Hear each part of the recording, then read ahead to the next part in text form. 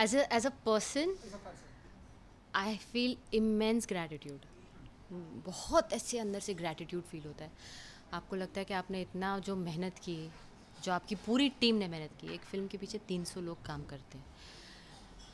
सबके लिए आपको अच्छा लगता है कि सबकी मेहनत कोई सही दिशा में गई, और लगता है कि आपने कुछ सही किया. जब बड़े बड़े दिग्गज, सारे लेजेंड्स आपके बारे में बात कर रहे हैं, पिक्चर के बारे में आपके बात कर रहे हैं, तो आपको it's unbelievable. I have never experienced this before, and when I am living through it, maybe I will remember this as one of the best days of my life.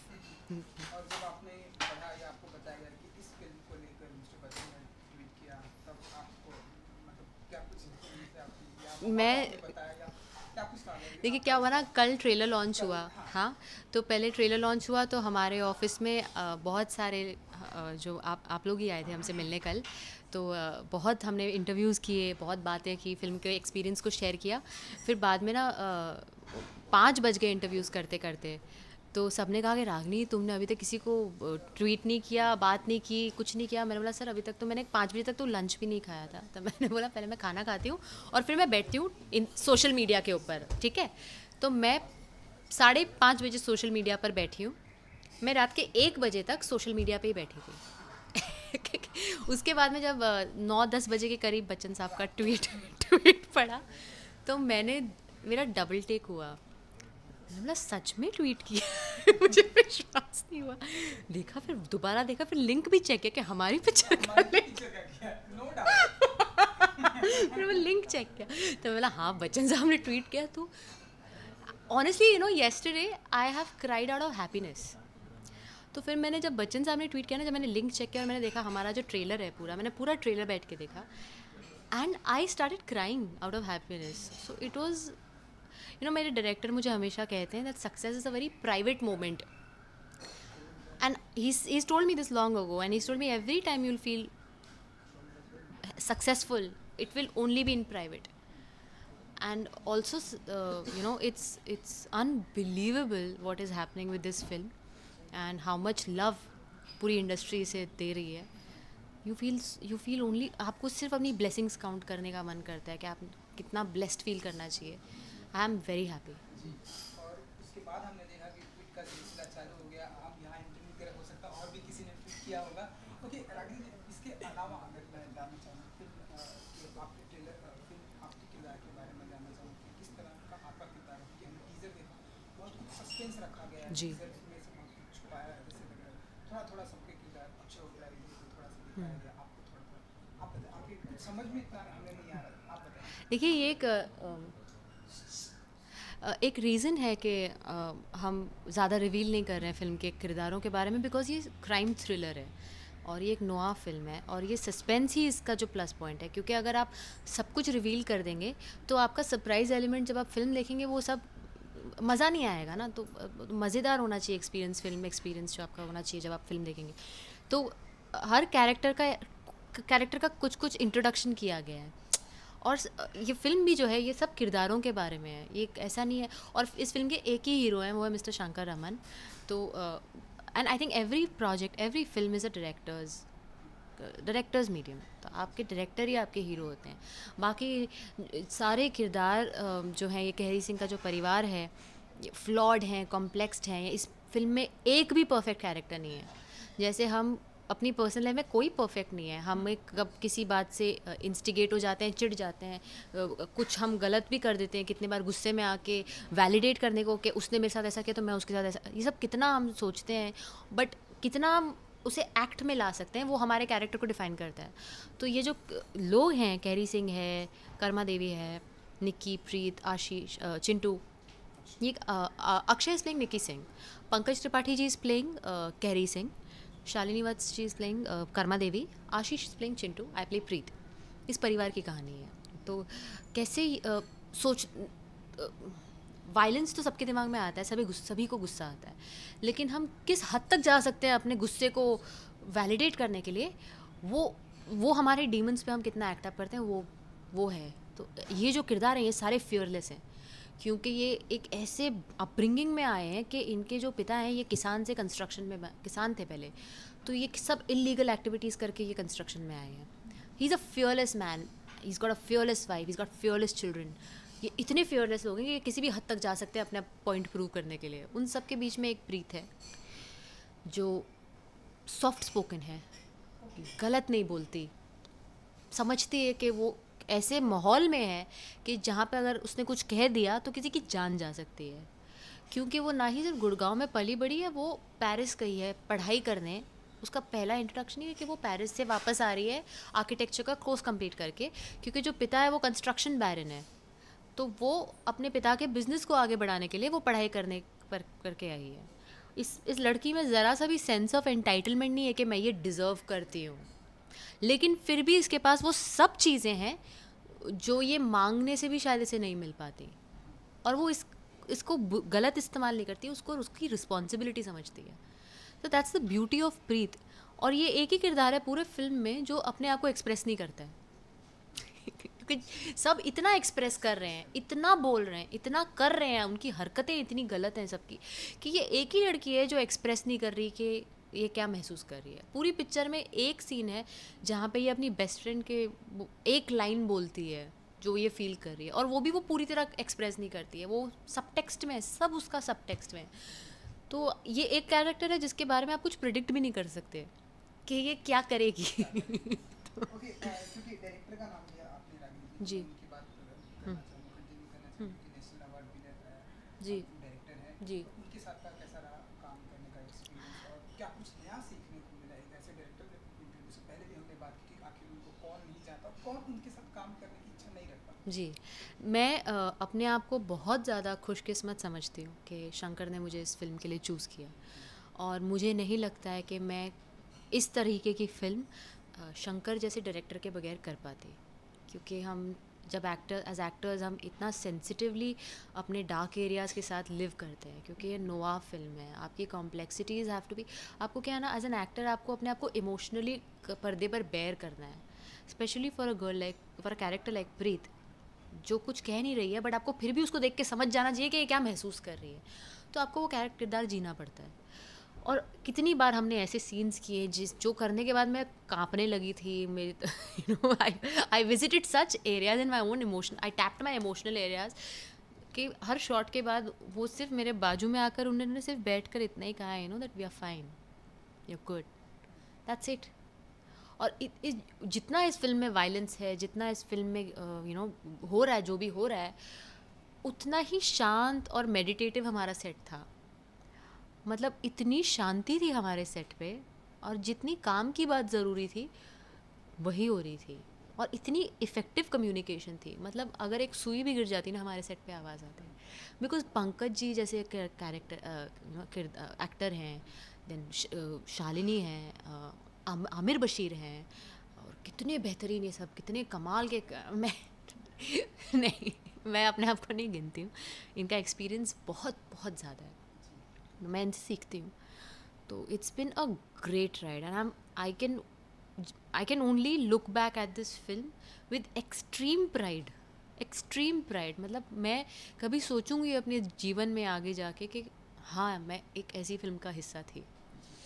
Film की अगर मैं बात करूँ, फिल्म स्टार्ट होने से पहले कुछ workshop भी करना पड़ा आप लोगों को, या फिर जब आपको बताया गया किस तरह से, तो कुछ वर्कशॉप भी कराया गया या? बिल्कुल. देखिए, वर्कशॉप तो बहुत ज़रूरी है किसी के भी लिए. आप कोई भी माध्यम में हो, वर्कशॉप करना बहुत ज़रूरी है, क्योंकि उससे आपको ना वो ये करने की विद्या है, ये प्रैक्टिस की विद्या है. अगर आप सोच के दिमाग में कुछ नहीं होता, आप उसको एक्ट में लाओ, आप उसकी प्रैक्टिस करो. प्रैक्टिस की विद्या है आपका. ये एक्टिंग जो कोई भी क्रिएटिव काम तपस्या है. आप आर्टिस्ट हो, आप सिंगर हो, आप पेंटर हो, ये प्रैक्टिस जितनी आपकी अच्छी होगी, आपके उतने स्ट्रॉन्ग स्ट्रोक्स लगेंगे. तो हमने वर्कशॉप्स की, हरियाणवी सीखी, लैंग्वेज कोच एक मेरे दोस्त हैं महेश, उन्होंने मुझे सिखाई. हमारे फिल्म में एक एक्टर हैं योगेश, उनसे मैंने, वो हमारे फिल्म के लैंग्वेज कोच थे, तो उन्होंने मुझे बैठ के हर लाइन बैठ के उन्होंने करवाई. उनको मैं बहुत ज़्यादा शुक्रगुजार हूँ. उन्होंने वो हरियाणा के हैं, तो उन्हें परफेक्ट डायलेक्ट आता था, तो उनके साथ किया. फिर इस किरदार की जो पूरी जर्नी थी प्रीत की, बचपन में वो कैसे पली बड़ी होगी, कैसे उसने गाने तक सुने होंगे, उसके कैसे किस टाइप के दोस्त होंगे, अगर उसके कोई पास्ट रिलेशनशिप्स रहे होंगे, कोई बॉयफ्रेंड्स रहे होंगे तो वो कैसे रहे होंगे, कैसे नहीं रहे होंगे, और इसके पेरेंट्स के साथ कैसा रिलेशनशिप है, इसके relationship with everybody, her commitment towards her own self. आपको हर चीज़ के बारे में सोचना पड़ता है। और ये ऐसा नहीं है कि आप बैठे हो और आप सोच रहे हो, ये आप, मैं आपसे भी बात करूँगी ना तो मेरे सबकॉन्शियस माइंड में वो चलता रहेगा। हाँ, तो ये कभी कभी क्या हो जाता है, आप इतना ज़्यादा कैरेक्टर में अपने आप को सोख कर लेते हो, फिर आपको जब फिल्म ख़त्म हो जाती है ना, आपको उससे डिस्कनेक्ट करना भी आना चाहिए। तो it's been a great great experience for me. क्योंकि रागिनी जी, मैंने जितना नोटिस किया, आप जो कुछ भी करती हैं बहुत ही अप्रिसिएट किया जाता है, चाहे वो ससुराल मिदनापुर से स्टार्ट हो या अब ये जो चीज़ें आ रही हैं, कुछ एक फिल्म में आपकी आपने बताया कि आने की बात है, जी। तो क्या हम ऐसा माने कि आप अपने किरदार को लेकर काफ़ी चूजी होती है, जो कुछ भी स्क्रीन पे दिखने वाला होता है उसे आप लेके कि बहुत ही चूजी होती है, ऐसा या choosy would be a wrong word, I would choose the word responsible. I feel very responsible कि मैं किस तरह का किरदार निभा रही हूँ, क्योंकि मैंने कभी उम्मीद नहीं की थी कि इतनी पॉपुलैरिटी मिल जाएगी टेलीविज़न से। तो क्या होता है ना, जब मैंने बचपन में कुछ पॉपुलर लोगों को देखा, उनका मेरे दिमाग पे बहुत स्ट्रॉन्ग असर पड़ा था। एक बच्चे के माइंड, हाँ, से भी ऐसे लोग हैं। मुझे लगता है कि आप जब एक ऐसी पोजीशन में जिधर लोग आपको देख रहे हैं, आपको बहुत रिस्पॉन्सिबली उसे डील करना चाहिए। आप बहुत सारे माइंड्स को अफेक्ट कर रहे हैं, आप बहुत एक, आपके अंदर उतनी स्ट्रेंथ है कि आप एक मेंटालिटी को प्रमोट कर सकते हैं। आज की तारीख में जब भी कुछ अच्छा होता है, सारे आर्टिस्ट ट्वीट करते हैं। क्यों करते हैं? बिकॉज लाइक अगर मैं किसी बड़े स्टार का ट्वीट पढ़ रही हूँ कि वो विमेन क्रिकेट को प्रमोट कर रहे हैं, वो एक अच्छी मानसिकता को प्रमोट कर रहे हैं, तो वैसा ही हमारा काम में भी दिखना चाहिए, ऐसा मुझे लगता है। मैं गलत भी हो सकती हूँ, लेकिन मेरी कोशिश ये रहती है कि मैं रिस्पॉन्सिबल चॉइसेस करूँ। हालांकि कल को मैं एक ऐसा कैरेक्टर भी निभा सकती हूँ जिसके सारे ही ग्रे एरियाज़ हैं, और जो शायद भले एंड में वर्ल्डली लेवल पे सक्सेसफुल भी है। एज एन आर्टिस्ट मैं अपने आप को लिमिट नहीं करती हूँ, लेकिन एक तरीका है सोचने का अपने काम के प्रति, उसे अपनी ऑथेंटिसिटी मेंटेन रखना चाहती हूँ। तो जब भी कोई ऑफ़र आती है तो यही सोचती हूँ कि इससे मैं एज एन आर्टिस्ट कितना इवॉल्व हो पाऊँगी। ओके, राजनीति की रिस्पॉन्सिबिलिटी की बात की, हमने देखा कि हम देख रहे हैं कि टीवी से लोग बॉलीवुड में आ रहे हैं, बहुत ही अच्छा हर कोई कर रहा है। आपको भी टीवी में काफ़ी सारा आ गया और अब आप टीवी पर हम्म। बैक टू बैक हम्म। फिल्में आ रही हैं, तो अब आप मानती हैं कि रिस्पॉन्सिबिलिटी बढ़ गई है, थोड़ा प्रेशर भी आ रहा है, क्योंकि कई सारे लोग टीवी से बॉलीवुड में अच्छा कर रहे हैं, तो आप मानते हैं कि रिस्पॉन्सिबिलिटी और प्रेशर बढ़ गया है इन सारी चीज़ों को लेकर? मैंने ना कभी ऐसे प्रेशर नहीं समझा इसे। मैंने हमेशा अपने काम को बहुत मज़े ले लेके किया है। मैंने बहुत एंजॉय किया अपना काम, मैंने हर चीज़ को एंजॉय किया। मैंने टेलीविज़न में भी खूब एंजॉय किया, मैंने कास्टिंग प्रोसेस में जब मैं ऑडिशंस दे रही थी उसको भी मैंने खूब एंजॉय किया। मैंने कभी इसको कोई बोझ नहीं समझा, ना मैं कभी इसके प्रति बिटर हुई कि कितनी बार आपको लगता है ना कि आपको लगता है कि हमारा हक है, हमें इतना बड़ा काम मिलना चाहिए, ये मिलना चाहिए। मैंने कभी वैसा सोचा ही नहीं। मुझे जो जो मिला सर आँखों पर, मैंने अपनी पूरी रिस्पॉन्सिबिलिटी और मेहनत से निभाया, और हमेशा उसके रिजल्ट्स अच्छे ही आए। तो I was just I was just every time कोई भी मेरा काम बाहर आया, और जब ऑडियंस का रिएक्शन और सबका इंडस्ट्री का रिएक्शन मुझे इतना पॉजिटिव मिला, तो मुझे बस लगा हाँ कि कुछ सही किया होगा। बट उसको मैंने कभी अपने ऐसे दिमाग ख़राब करने नहीं दिया, क्योंकि मैं रियलिटी से बहुत ज़्यादा टच में हूँ। चलिए, क्योंकि आपने फैमिली की बात की, घर वालों का क्या रिएक्शन था जब इस ट्रेलर पर? गोविंदा जी हैं, आपकी मम्मा हम देख रहे हैं, बहुत ही एक्साइटेड है जब से हाँ, हम हाँ। सब यहाँ पर आए तो। सबसे पहले जब टेलीविज़न पे बोला कि अब मैंने सोचा कि अब एक दो साल तक टेलीविज़न तो कोई रोल नहीं लूँगी, क्योंकि बहुत ज़्यादा मैं ना हेल्थ पे टोल ले लिया मेरे, बिकॉज मैंने 6 साल काम किया टीवी में और 22-22 घंटे रोज़ काम किया। तो मैंने सोचा कि अब एटलीस्ट कुछ देर तक अपनी हेल्थ सही करूँगी, because health is priority for me. फिर मॉम को बोला कि ये फ़िल्म है, तो सबने बोला कि तू क्या कर रही है। सबने बोला ये क्या हो रहा है, ये लड़की को क्या हो गया है, इसने टेलीविज़न में इतनी मेहनत करके एक मुकाम पर पहुंची और अब ये वापस से स्ट्रगल करना शुरू हो गई फिल्मों के लिए। तो मैंने बोला बट ठीक है ना, अभी नहीं करूँगी तो कब करूँगी। सो आई बोले अभी करने दो। फिर उसके बाद मैं धीरे धीरे करके मुझे हमेशा ये लगा कि अगर मैं अपने परिवार को कन्विंस कर पाऊँगी कि मैं ये कर सकती हूँ, तो मैं शायद अपनी ऑडियंस को भी कन्विंस कर पाऊँ, क्योंकि मेरा परिवार मेरी पहली ऑडियंस है। वो हर चीज़ को विटनेस कर रहे हैं। जैसे as an actor my script की मैं पहली ऑडियंस हूँ, मेरे काम की मैं पहली ऑडियंस हूँ, मेरी ऑडियंस तक पहुँचने के पहले वो काम मैं देखती हूँ। तो ऐसे आपकी हर लेवल पे आपके स्ट्रगल्स हैं, हर लेवल पे आपकी एक चैलेंज है। चलिए जाते आते आप अपने व्यूवर्स को, चाहने वालों के लिए, जो कि लोगों को इतना पसंद आ रहा है, लोग ट्वीट कर रहे हैं, हर किसी को पसंद आ रहा है, अपने चाहने वालों के लिए इस फिल्म के लिए क्या करेंगे? पोस्ट ऑफ फिल्म आ रही है, मैं कहूँगी प्लीज़ जाके गुड़गांव देखें 4 अगस्त को सिनेमा में, क्योंकि ये फ़िल्म डिज़र्व करती है एक सिनेमैटिक एक्सपीरियंस। और जब आप ये देखेंगे तब मेरी सारी बातें will make sense to you, because इसमें जो kind of visuals, it's not a film, it's an experience. जो मुझे लगता है जैसे बाहुबली मैंने देखी थी तो एक एक्सपीरियंस था, मैं वो किरदार के साथ जी रही थी, खुश रही थी। ऐसे जो अच्छी फिल्म्स जो डायरेक्टर्स बनाते हैं वो आप एक्सपीरियंस करते हो उनकी पूरी जर्नी। और अभी कितनी मैंने एक और बहुत अच्छी फिल्म देखी थी जिसमें मैंने पूरा लिव किया उस एक्सपीरियंस का। ऐसा this film called Baby Driver which was lot of fun. तो Gurgaon also is a cinematic experience and it deserves a worth a watch in the theatre. Please देखें। Thank you for all the love and likes करें theatre क्या theatre में जाके lips करें क्या करें, picture के साथ में, लिप्स करें मतलब चलती रहेगी जैसे आपने एंजॉय किया आपने पता नहीं, ये उस तरह की ये उतनी हैप्पी पिक्चर नहीं है। इट्स नॉट, इस फिल्म में there is no sense of happiness और joy, but it's another experience. So enjoy the noir, the experience of a delicious noir film, yeah. Thank you so thank much. You.